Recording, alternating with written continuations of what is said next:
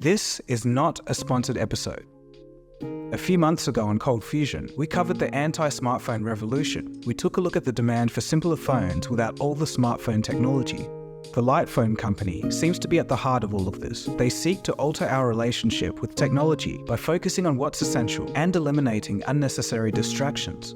They promote a less screen-centered lifestyle. Kaiwei Tang is the co-founder of the Light Phone company, and in this episode, we chat with Kai and take a look at his career trajectory, his company's role in disrupting our conventional understanding of smartphone technology, and exploring the central idea of what if less is more. Alright, so sit back, relax, and I hope you enjoy this episode with Kaiwei Tang, the co-founder of the Light Phone company.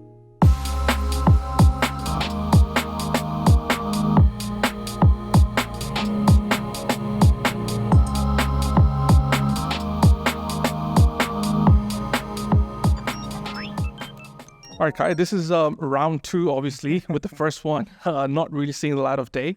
But the interesting thing is, since the last time around, which was probably a few months ago, things have really shifted gears in the world of technology, and we're going to get into all of that.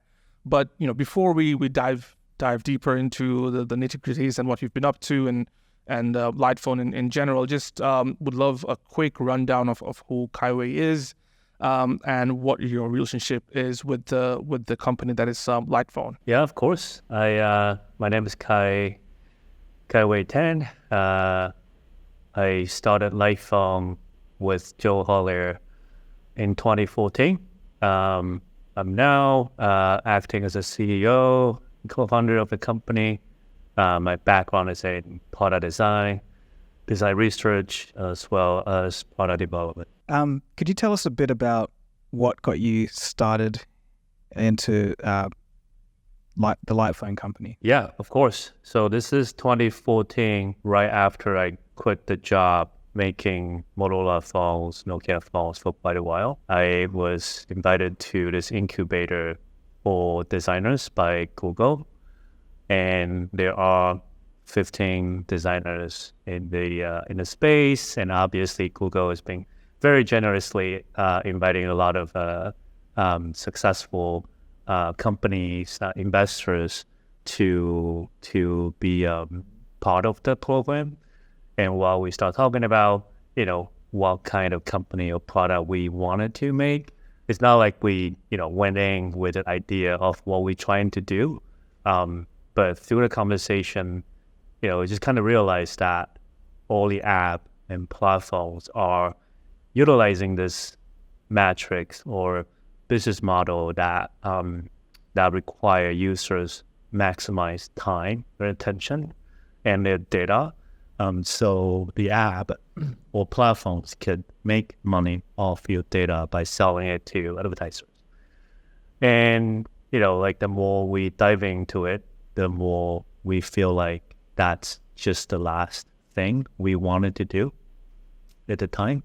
I think this is when Apple Watch just got introduced and Google Glass was a hot topic at the time.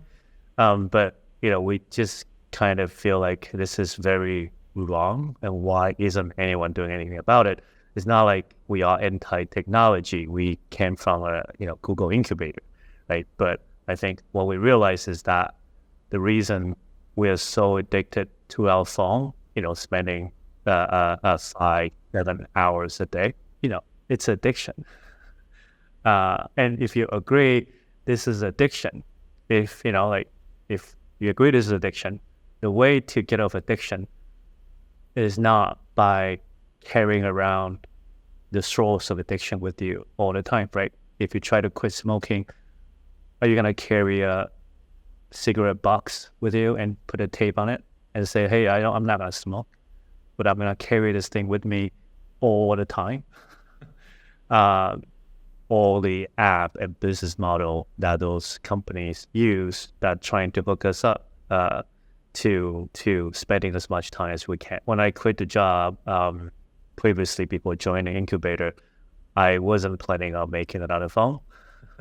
That wasn't what I'm trying to do.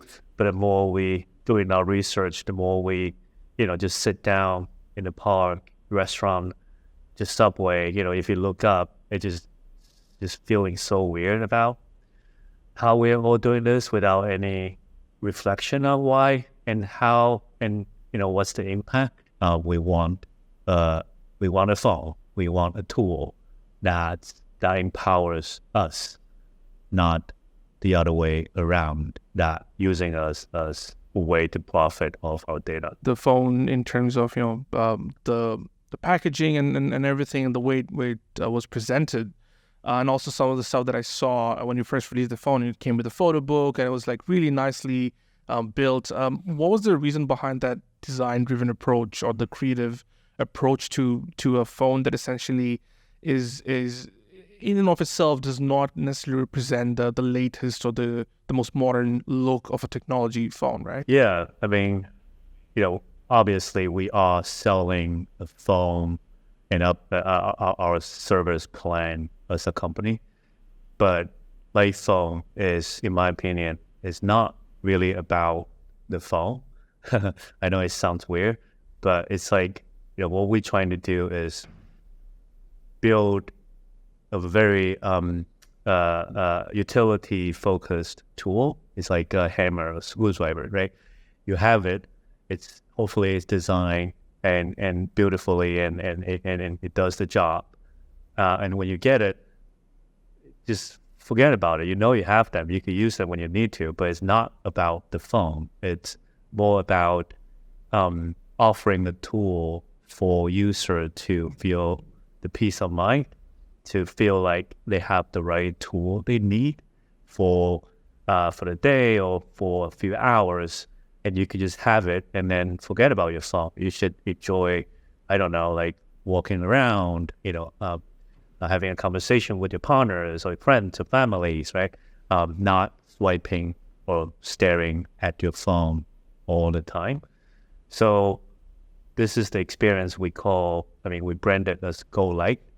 Going light it's about moving away or break away from the constant distractions and noise from our digital world, our internet or social media. I mean, those are beneficial, at some point in your life, but it shouldn't be all the time. Having a mini computer with limited access to internet, to all the advertisement, I don't think that's how we want it to live. So we want this to be experience, and we wanted our user to feel special when they make a conscious decision to go light. So from packaging, from our video, from the phone, the moment you get the phone, we want you to feel like, I make this decision. Hopefully this object inspired action. Making the device small, portable is not the point. It's logical, it's reasonable. Like iPhone is right now, it's in critical size. It's because we want iPhone to be invisible. So what are the objects that we carry around with us that we don't really think about it? Our credit card, our ID. So iPhone originally was designed from that size. So you're comfortable with the size. You don't feel burdened using it. Even just like, this looks cool. It's not a vintage candy bar phone. I'll give it a try. I'll try it for an hour or two. I think that's when the magic happened.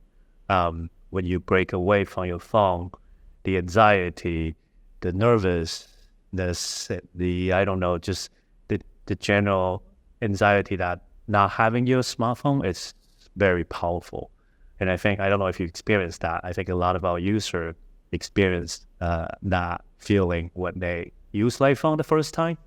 And the idea is that hopefully after 15, 20 minutes, you forget about your smartphone. You're not thinking about who is texting you, what's happening on Twitter, social media, TikTok, and you started to actually pay attention to what was happening around you, your friends, or I don't know, just look at the cloud and whatever that you what if that thing that you do make you happy, right? Or taking photos with your camera.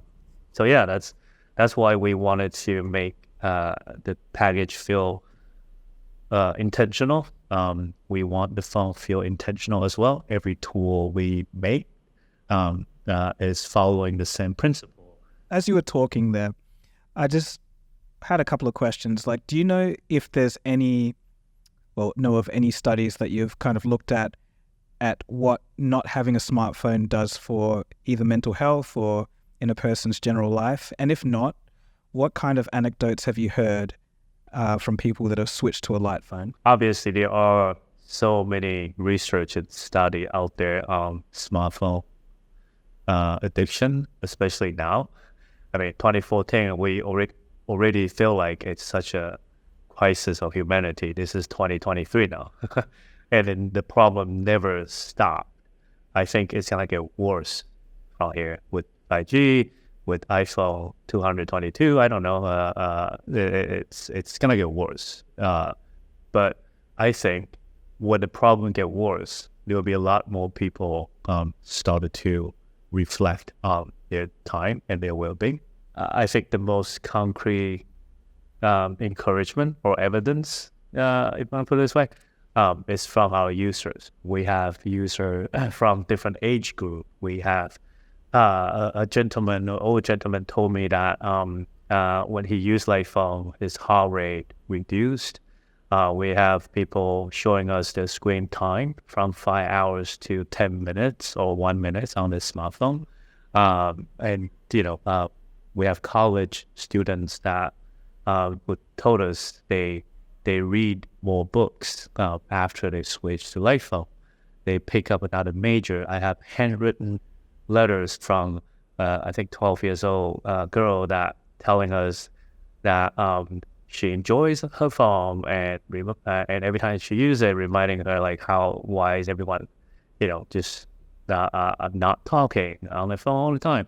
It's just quite fascinating to see the health benefits just from breaking away from the internet or smartphone, even just time to time.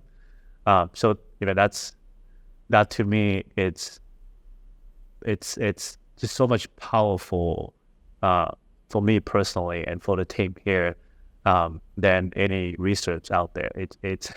I think it's obviously echoing all the research that people are doing, but firsthand information from our users, which is it's just so powerful. I just watched this video on YouTube, someone reviewing iPhone, and he was saying that he thought this is going to be difficult, but when he start to use it, the feeling was wow, like what happened? Why I just stepped out of prison.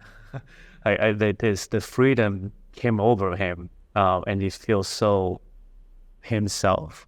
And the thought in his mind was that, hell no, I'm not gonna go back to that shit.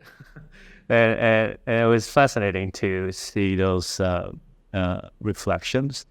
Right. One thing that's interesting when I think about it is the first time I heard about Light Phone was actually through an Instagram story by John Mayer, right? I'm a big fan of him and follow his work.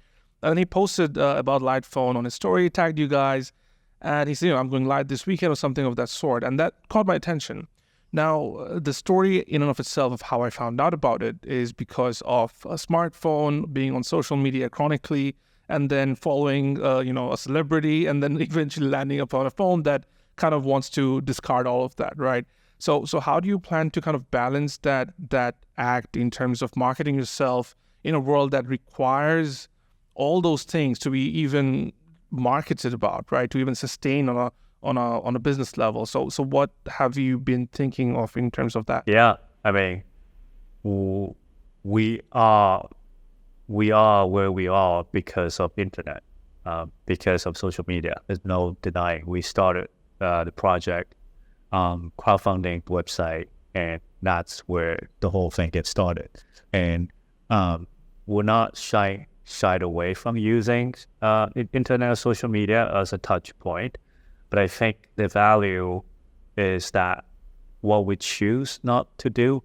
For example, like we don't spend millions of dollars on social media to show people advertisement, but we do have social media account that acting as a base or touch point for our users to get new information, getting inspiration, showing off the film photos that we took on film camera. So I think we use social media and we use internet in a way to get people to know about iPhone. There's no way around it, but at the same time, we're not contributing to trying to get user showing off advertisement everywhere you go. We rely on our users' word of mouth. That's 99% of our sales. We actually encourage a lot of our users to talk about iPhone. We incentivize our users to talk about iPhone because, like, just for me, I'm obviously biased. But whenever I sit on the bar or have my iPhone on the table, it's like 5 out of 10 times people came over and ask, "Hey, what's that thing?" Or they were like, "Hey, is that iPhone?" And then it's not about iPhone. The whole conversation becomes why I use an iPhone, what's wrong with smartphone, what's wrong with social media, and almost everyone will resonate with the problem that we are trying to address. Yeah, not necessarily everyone agrees, "Oh, I should use iPhone." I mean, I'm not saying that either. Like, you don't use iPhone if you find a way to help you with your relationship between you and smartphone and internet.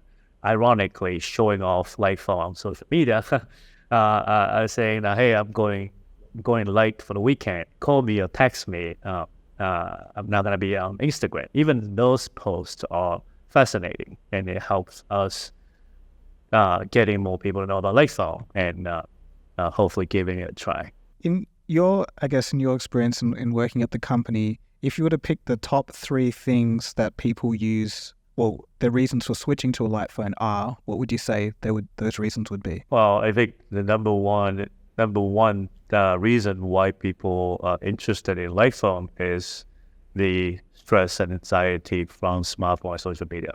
Realizing how much time you spend in your phone is such a powerful motivation to find another way.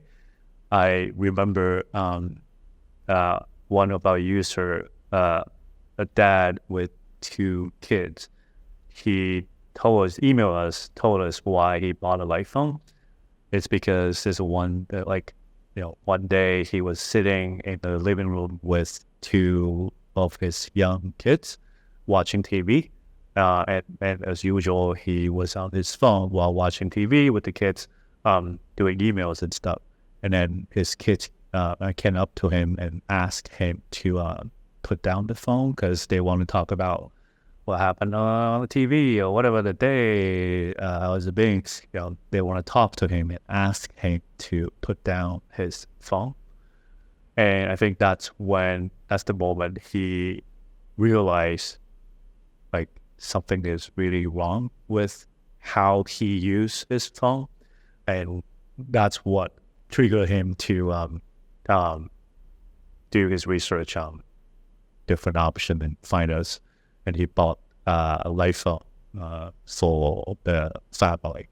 We have parents now buying light phone for kids, which is pleasant surprise because I wasn't thinking about designing a kid's phone when it started. It's a phone for me, for you, for someone that just sick of the manipulation and smartphone, social media problems, and want a modern tool that has utility without the stress, advertisement, social media.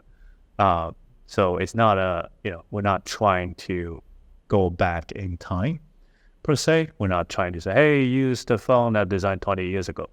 No, those phones are bulky, 2G. They still have Facebook or Twitters on it. They're not designed for this purpose. We want a modern tool that has modern utility, so you feel comfortable, you feel with that peace of mind that, oh, I have all these tools I needed. Now you can forget about it. I'm going to switch gears a little bit. In terms of some of the reviews that I've seen, one that kind of sticks out and is as the biggest criticism of the phone is the price point, right?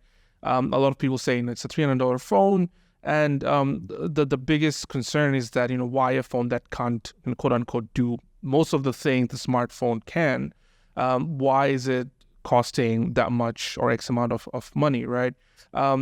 Given that feedback, I think that has been a consistent comment that I've seen probably, since its inception. How do you tackle those reviews, and I guess what are your overall reasoning behind those numbers, or how do you put those comments really? Yeah, of course. I mean, we get that comments or feedback a lot, but the truth is, it's just the reality of a small independent company trying to build a mobile phone. Like we're not Motorola, we're not Apple or Samsung, or Nokia. We don't buy millions of parts at once. That's the economy scale will help reduce the cost of your parts of your phone, and we're not being subsidized by carrier as well. So we build small batch at a time.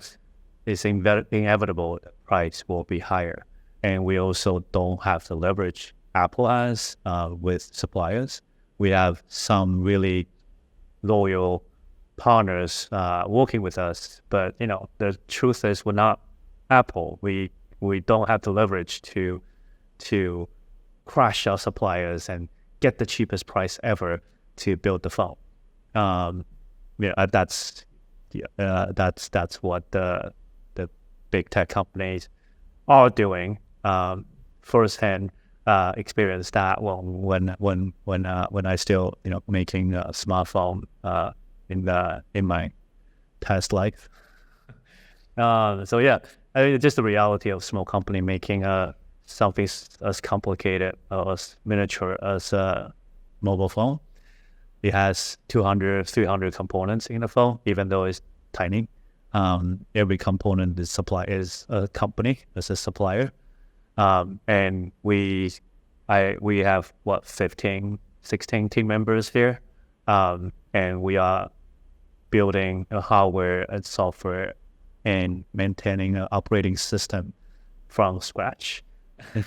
So, obviously from my view, we're not pricing it high to get a lot of profit. I think we'll price it pretty reasonably for us to be able to sustain the operation, keep pushing out slowly optimizations and new tools, and I think we're doing quite okay at this time. At the same time, light phone, even though it doesn't do everything your smartphone do, but building all the tools in the phone from ground up, troubleshooting, and developing new features, it's just not cheap.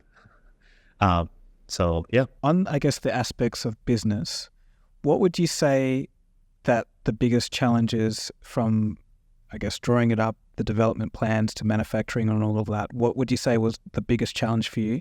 And I guess question number 2 would be, what do you see as your major threats in a threat assessment? Threat, in my opinion, well, obviously Apple, Samsung, Google, they could build a simple phone very quickly. They could build a light phone if they want to, even though it can't look like that because we have patent, but it doesn't really matter. They could build a simple phone quickly. There's a lot of challenges, obviously, running a startup. But I think just like any other startup, out there right now. The market is really slow, and the investment landscape is really slowing down quite a lot. We are lucky that we are self-sustaining through our sales, but it's not like we have, I don't know, like 6 months of runway, cash in the bank. Yeah, it's not. We don't have that. So obviously, running a startup, a hardware, nonetheless, startup is a challenge in itself. But I think at the moment, our biggest task is to try to try finding a way to get more people to try Lightroom. A lot of users were saying, hey, Apple Watch can potentially do the same thing, right? You can leave your smartphone behind and have your Apple Watch with you. Isn't that kind of Lightroom-ish? And I would say, yeah, sure, but is Apple Watch not showing you notification? You could probably shut it off, but the whole watch environment app is designed surrounding notification, and the notification coming from the app, and the app obviously making money from your data and your attention, and they need more of your time and attention to data. It's the same thing. It's not about a watch, it's about everything in the watch. You could say, oh, I'll delete all the things, I'll delete it, I'll install all the apps, shut off notification. I say, yeah, that's helpful. If you could keep it up, that's great. And I'm all for it. Even the smartphone. Like, what if I delete all my social media? If I turn the screen black and white, or just use it for phone and text? I was like, that's also, I'm all for it too, if that's helpful. But from what I know, that how many people delete social media and put it back, you always have this access to the vast, unlimited internet, social media in your hand. How many people do that and come back, do that and go back. It's just not the right tool. People understand the problem now. Everyone understands the problem with social media and smartphone. But not everyone, 1%, not even 1% of people are doing, can switch off smartphone. There are all kinds of reasons why I need a smartphone 24/7 in my life, right? But if you actually sit down and think about it, think about the tool that you use. Do you really need Discord 24/7? Do you really need emails when you walk around Saturday morning trying to relax? Do you really need Uber or Lyft? When you know you just don't, you're not gonna go anywhere anyway, right? So if you start thinking about the tools that you need in your life, I think the likely conclusion is that we don't really need a mini computer with us 24/7. You can still think this is a very, a unique crowd that buying Lightroom, but I do see this become a common options down the road. So to answer your questions, I think that's our biggest challenge outside of running a hardware startup in this environment. But I think that's we made a lot of videos. We went on talking about Lightroom. We asked our user to share the good and bad about Lightroom when they're using it, in a hope to motivate or encourage more people to give it a try. One question that I had was obviously the recent developments with Apple's headset. I think takes a whole new step towards VR and what these. I think it'll give the screen time a whole new meaning in a lot of ways, right? With these kinds of new advancements, with these hardwares and also with AI and newer apps coming out every day, does that actually in some ways drive a bigger demand for the phone that you would have seen? Because in your experience, have you seen more and more people wanting to turn off from all of that? Because previously it was just phones, and now it's just getting crazier and crazier by by the day. What has been your overall observation on that regards? Yeah, I think there's no stopping in terms of VR, AR, or technology advancement, and we're not against that. Like if it's really helpful, if it's invisible, you're not like consumed by internet contents, or have to see advertisement everywhere, or give up your data so those companies can profit off you. If that's not happening, and all those technology are helping us getting our shit down quickly, and then move on and live our life, that's great. I have no problem with any of the technology that anyone wanted to do. I have a problem when the business model come in and then, you could put on a goggle, but you gotta see my advertisement for 90 minutes until you could do your thing. Or while you do your thing, I'm gonna listen to you. I'm gonna collect what you said and categorize you and sell it to the highest bidder around the globe. Or I don't know. I think inevitably, realistically, they need to make money. They are a huge company. They need to make as much money as they can, and advertisement make the most money for Google, for the tech company. I think that's the line we draw. I think making technology invisible or incorporating into our lives, so we're not thinking about technology all the time, as long as it's not the center of your life. It's always a welcome progress, and I think that's what we're trying to do. I'm not trying to go back in time.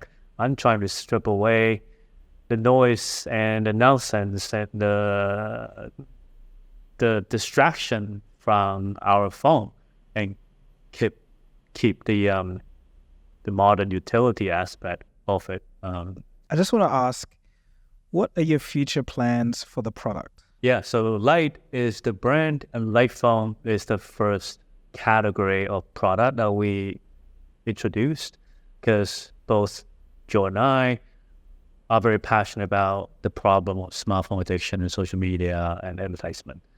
That's the first product we introduced. We obviously, the wildest dream, with unlimited cash and resource, we want to do different technology tool and apply the same philosophy, right? So Light Phone, now we're at Light Phone 2, and that will continue as the category, and maybe a light, laptop designs for writers, or a light camera. It's, a camera that, like a film camera, you take photos and you can't see it until you get home.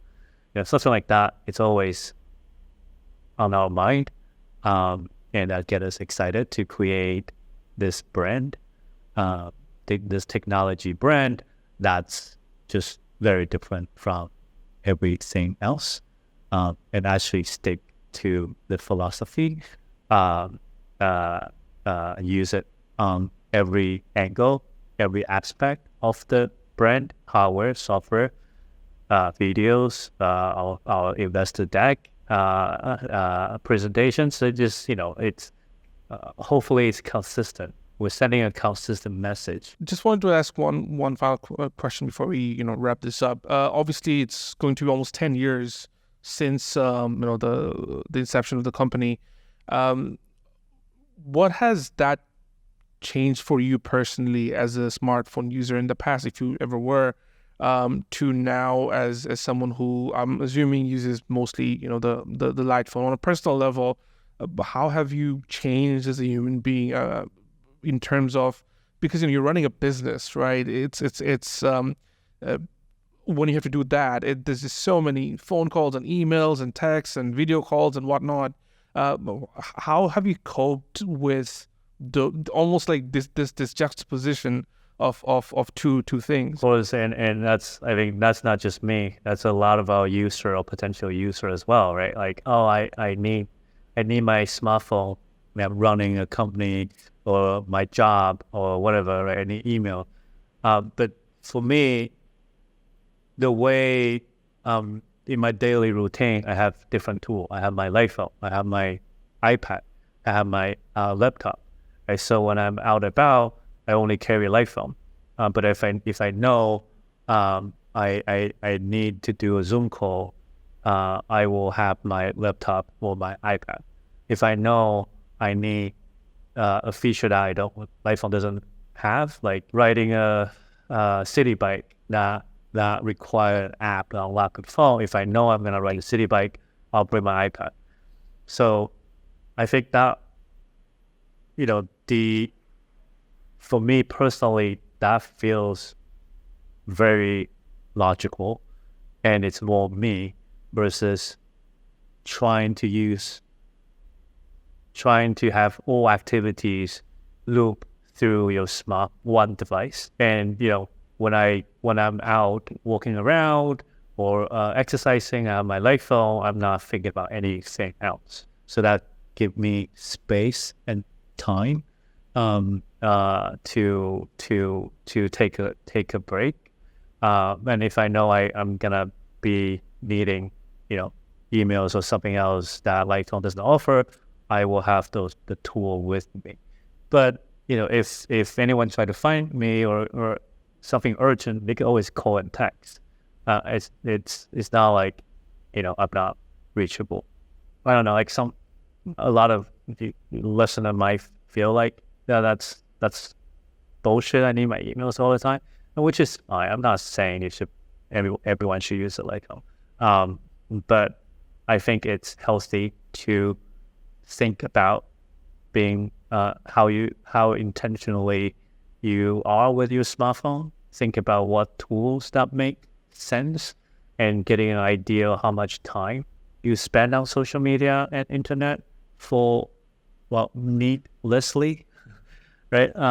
Like going to the washroom and sitting there with your smartphone and swipe for 40 minutes.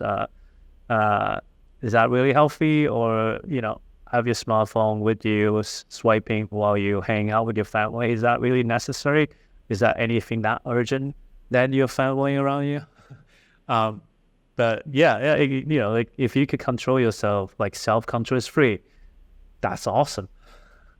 And that's really great if people could like stop when they need to, doesn't feel that stress, anxiety from the smartphone. I think that's great. But I feel like a lot of us are not that way. And I think it's interesting you mentioned that, you mentioned all that, because it seems like the light phone, you can kind of use it in both circumstances or both scenarios, where you can make it your primary phone, but you can also choose to have it as a secondary phone that you use for weekends or something, or where you just go completely light, as you guys have put it. Yeah, it's an option. We should have options, like different cars, different clothes, different shoes, like car designed for different purpose, mini car, big car, truck, and we could choose whatever that make sense to you, and intentionally choose the features that make sense to you. And we should do the same thing for our this such an important device in our life. We should have options. Yeah. All right. So one final thing. Do you have any words for the audience at all? No. I appreciate you. I don't know if you listening. I appreciate you spending time listening to all that stuff. Hopefully it's helpful. I think a lot of people will get reminded of just how much they use their smartphones and really think about that again, because I think it's one of those things where it's just part of your body now. You don't really think about it, but it is doing quite a bit of damage and taking you away from the real world a lot more than we realize. So I think it was an important conversation. Definitely. Just be more intentional is healthy, and understanding what technology big companies are doing, what's their intention, is, I think it's important as well. You're not on your side. to put it this way, like, it doesn't matter what they say. Like, if they make money through maximize your time, attention, and data, doesn't matter what they say, what they do, they're not aligned with your well-being. Good stuff. Well, thank you so much, Kai. I really appreciate the time. And hopefully we'll catch up maybe a year or so from now and to see where things are. Yeah. Thanks for having me. Appreciate it. Good stuff. Yeah, thank you. All right.